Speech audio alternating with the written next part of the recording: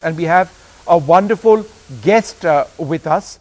Next on the show, on the occasion of Independence Day, I'm joined by a very special guest, Professor Anita Pfaff, Netaji Subhas Chandra Bose's daughter. She makes an appeal on India's 75th year to bring back her father's ashes, which have been stored in the Renkoji Temple in Japan for all of these decades. Anita Pfaff joins us. Compare the history of our national struggle with histories of similar struggles in other parts of the world, you will realize that we in India have lacked one thing and one thing alone. We need strength and organization whereby we can meet force with force. I am confident that with the help of my countrymen in East Asia, I shall be able to organize such a gigantic force. Professor Anita Pfaff joins us. Thank you, ma'am. Wonderful to speak to you once again. And I think this is the point that needs to be repeated. So I'll ask you a question we've discussed in the past. Why has it taken so many decades? Why in so many decades has every successive government in India not been willing to bring back your father's ashes to India? Why? I think the main reason is that there was a controversy amongst the public and also within my family.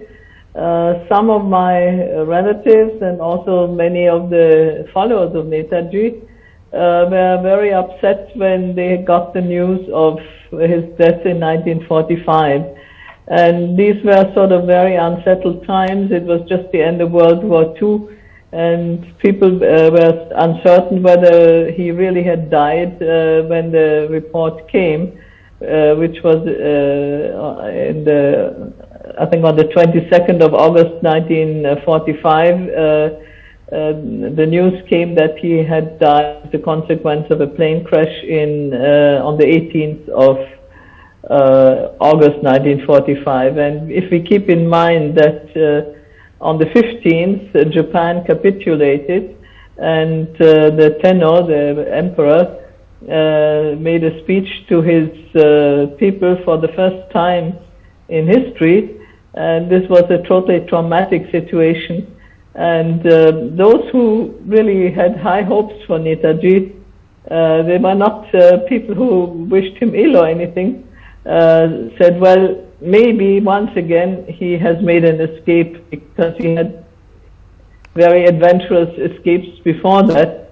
And so for a while this kept on as an uncertainty.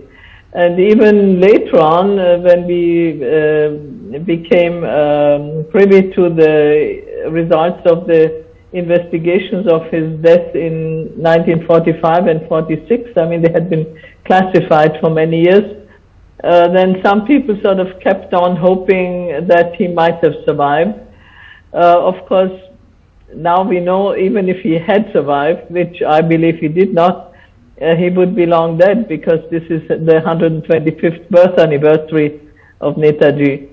So I think it was this uncertainty of the time that also made all the governments hesitant to take a step in that direction, because they felt they had nothing to gain. And so, ma'am, sure. And ma'am, my primary question, and this is to all of our viewers tonight, as a daughter, what is your appeal to the government of India? Why do you think it is a national tragedy that Netaji's ashes are not in the country of his birth?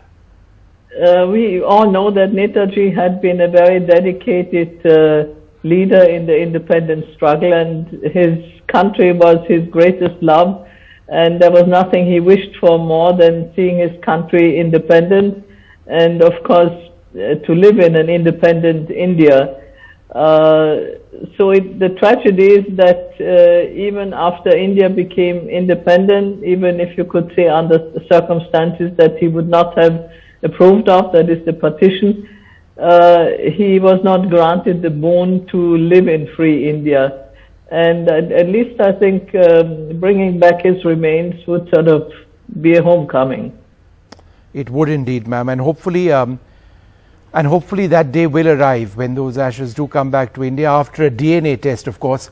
which you welcome. You welcome a DNA test because you believe the science is strong, it is reliable, and that will indisputably prove one way or the other whether those ashes at the Renkoji Temple near Tokyo are indeed his ashes, right? DNA testing? It should be possible to, with the advanced methods that we have today, that even though after cremation bones are charred and it is difficult to extract DNA, but I think the techniques are advanced enough that today we have a chance that we might get a DNA test, and I personally don't need it for my own conviction, but I think those who had their doubts but who are amenable to rational arguments and to scientific proof, at least they should be convinced that these are his remains and that they can bring him home in where he belongs.